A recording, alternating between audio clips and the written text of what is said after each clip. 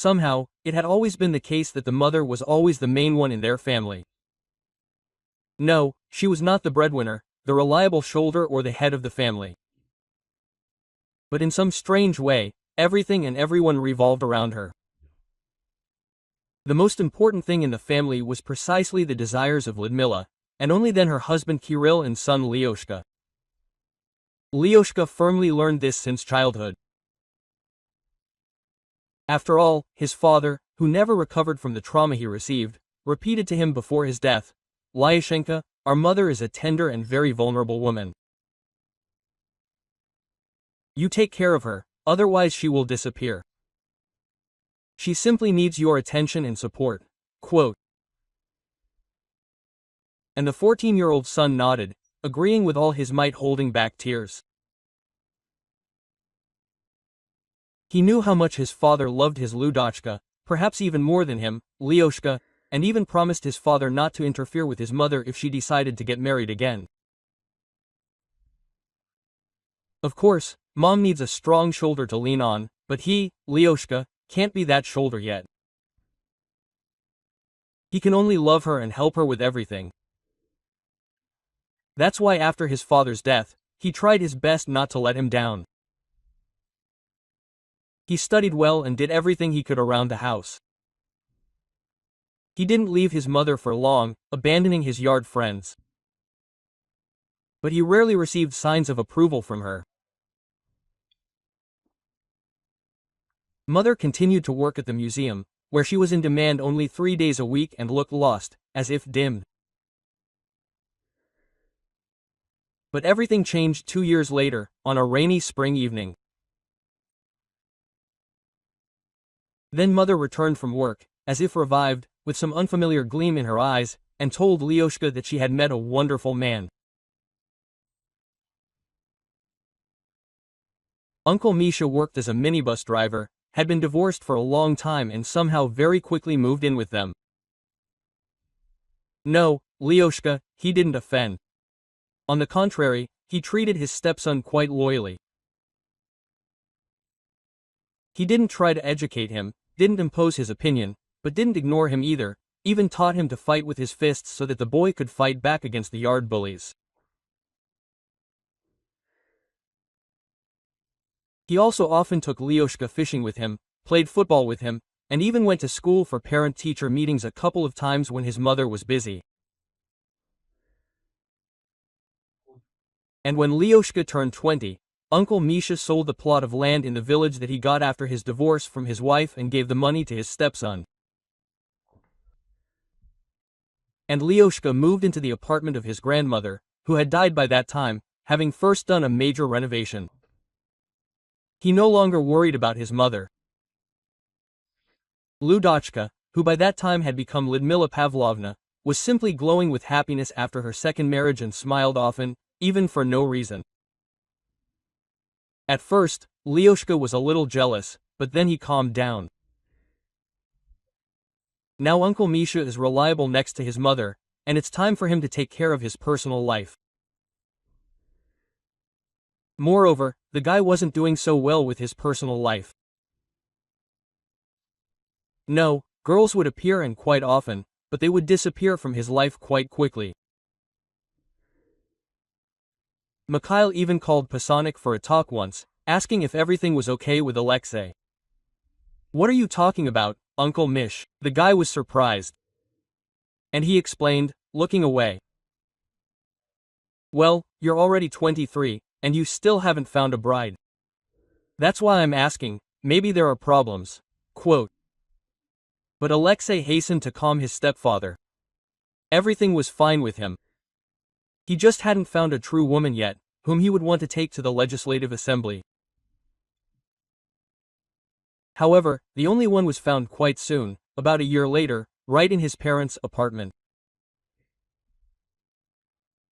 Lyudmila Pavlovna rarely spoiled her son with attention, but that day she insisted that Lyashenka come to dinner. And lo and behold, a surprise awaited him in his mother's house. A long-haired brunette with green fox eyes, slender, but with appetizing curves in all the right places. The image of the enchantress was completed by an open, easygoing character and infectious laughter at any joke of Alexei. According to her passport, the young nymph was called Natalia, but she preferred that others call her Tasha. "This is Mikhail's niece," explained Lyudmila Pavlovna, introducing the young people. "A cousin's daughter. She recently moved to our city, and so she dropped in to see her uncle by blood." Alexei was even happy for his mother. She was so cheerful and friendly that day, otherwise she had been walking around as if she had fallen into a daze for the past month. However, his mother's mood did not interest him for long, because his attention was captured by the green-eyed beauty. And the guy swam, fell in love at first sight. "I'm looking at her, you've got your eye on her," the father teased when the women went to the kitchen for something hot. Alexei perked up. "What, it's not allowed." But Mikhail only grunted approvingly. "It's possible and necessary. The Devika is good," he said in a low bass voice. "Don't forget to invite her to the wedding." And the wedding didn't take long to happen. They played in a hurry literally 3 months later. After a month of hot dates with Lyosha, Tasha announced that she was pregnant and hinted that she didn't intend to go down the aisle with a huge belly. Alexei suggested that his beloved just sign the marriage certificate without any fuss, but Lyudmila Pavlovna and her husband suddenly and unexpectedly offered money for the wedding celebration. Lyosha was even surprised that his mother had taken on the task of organizing a banquet in a restaurant that wasn't the cheapest with such enthusiasm, and everyone was congratulating him on his future fatherhood. The guy attributed it to her husband's influence, but she was still marrying off her own niece. At first, family life seemed like a fairy tale to Lyosha. Finally, he could have his beloved woman to himself. He was not at all bothered by the fact that Tasha was very reluctant to do housework, and cooking was left entirely to him. What can you expect from a pregnant woman? True, he was a little embarrassed that his young wife could disappear for days at her friend Veronica's, but she carelessly brushed it off. Quote, "I need to walk a lot, and Nika shows me the city." However, Lyosha's offer to take a walk with his wife instead of Nika was met coolly. "Stop it, Lyosha," Tasha cut him off. "You work, you get tired, and I like to chatter. About women's things. The last thing we needed was for us to quarrel." And he was touched. What an attentive wife he had. And then Tasha was put on bed rest, and Lyoshka was worn out with worry for his dear ones. Especially since the ultrasound showed that they were expecting a boy. Antoshka was born 2 months ahead of schedule. And again Lyosha was beside himself with worry. It was good that his mother and stepfather supported and reassured him, gave him examples of the normal development of premature babies, and suggested what to do in certain situations. In the first months of his life, his son was very weak and got sick a lot. True, he did not look tiny at all, which surprised the young father a little. But Lyosha did not go into detail about this topic. It seemed disgusting to him to offend his wife with distrust. During the first 4 months, the young parents were completely exhausted with the baby. The new dad was especially tired, who, by everything else, he also had to work. His mother and stepfather, of course, offered to help as much as they could, though without much zeal. After all, at that age it was better for a baby to be with his parents. But they invariably threw money at the young family, for which they deserve special thanks. When Antoshka started teething, his grandmother bought her grandson a set of special rubber toys. Alexei came to her for them. And the hallway man froze, having accidentally overheard a strange conversation. Antoshka didn't look like Lyashenka at all. His mother's worried voice reached him. What if something happened? And then his stepfather's voice angrily asked. What should he look like? There was a second's pause, and then Lyudmila Pavlovna's voice said something completely wild. He doesn't remind you of anything either. You and Alyosha both have fair hair and blue eyes. Antoshka's hair is dark, as are his eyes. What are you hinting? Mikhail got worked up. And Alexei decisively pushed the door to the kitchen. Quote, Yes, Mom, I also want to know what for. Lyudmila Pavlovna looked at her son with a puzzled look for a second, and then came to her senses. Nothing for, she waved it off. Children change so much with age. I'm wondering who Antoshka will look like. And don't worry about it. But Alexei couldn't help worrying about it since then. His mother's words had firmly settled in his subconscious. He began to study his son's face more and more often. And then his wife's friend Nika added fuel to the fire. She showed up to visit. Natasha had just gone to the store for milk. Quote, Oh, what a mess. She was surprised, seeing Antoshka in his father's arms.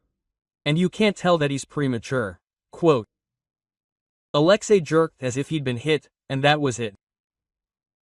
I wonder what he's hinting at.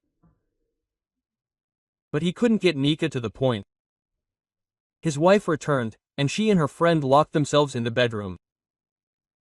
The doubt that had settled in his soul was eating away at the guy from the inside, like a bleeding ulcer, and he made up his mind.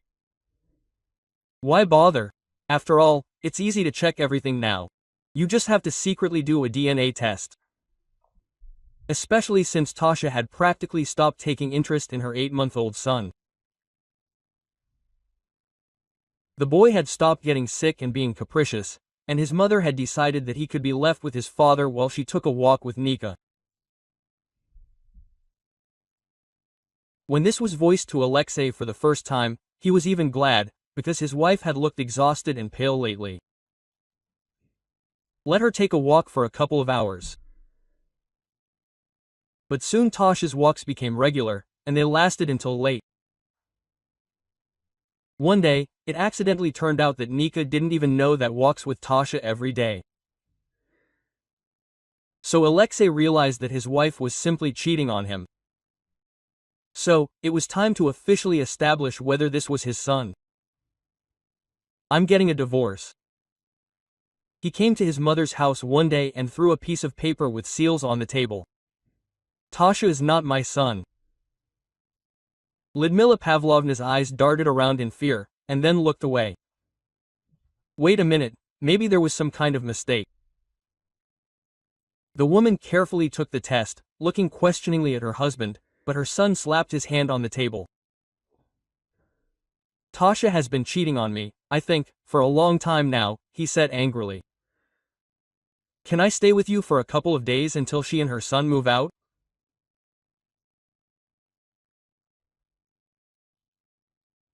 Before the mother could answer, an enraged Tasha burst into the kitchen. And I knew you were here, she squealed angrily. Now tell me what you came up with. Alexei turned pale. Is this a storyteller's fantasy? Did you figure out how to put horns on me and give someone else's child a place? He barked. I want you to be gone from my apartment in 24 hours, and I don't care where you go. Tasha clenched and unclenched her fists in confusion for a few seconds, and then suddenly smiled. Where are we going? She sang affectionately, staring at Mikhail. We'll go back to our real daddy. Now he definitely won't kick us out. Alexei's jaw literally dropped. What? He collapsed onto a chair in amazement. And Lyudmila Pavlovna clutched the towel so tightly that her knuckles turned white. Quote. And Mission's wife won't be against it, right? Tasha turned to Alexei's mother. Or do you have any other options for how to get rid of your husband's mistress and his child? Lyudmila Pavlovna turned away abruptly, and Mikhail stared tensely out the window. Quote, "Mom, what is she doing?" was all Alexei could squeeze out. A deathly silence hung in the kitchen, while Alexei's still acting wife looked around at those present with a contemptuous glance. Quote, "Well, that's great," she sang. "Then I'll go pack my things and come back later." Tasha left, carefully closing the door behind her. Alexei felt that he was able to breathe again. Quote, "Mom, maybe you can explain?" he asked in a suddenly hoarse voice. And Lyudmila Pavlovna sank heavily onto a chair. Quote, "Maybe I can explain," she sobbed. "Misha, you cheated on me with this one." And Mikhail began to fuss around his wife. It was only once, he began to fawn, trying to take her hand. But Lyudmila Pavlovna glared at him so that the man jumped back. Quote, "I might not have found out," the mother continued. But she came herself, said she was pregnant, and demanded that Misha be released, saying that the child was fatherless. She sighed heavily. Quote, "And I love him," she screamed hysterically. "And I'm not going to give him to some girl." Misha was lying at my feet, asking for forgiveness. "So we asked her to marry you." Alexei's eyes widened. "Well, what are you looking at me like that for?" Lyudmila Pavlovna suddenly screamed and slapped her son hard. "Did you want your mother to be alone?" The guy jumped up from surprise, holding his cheek. And his mother continued to rage.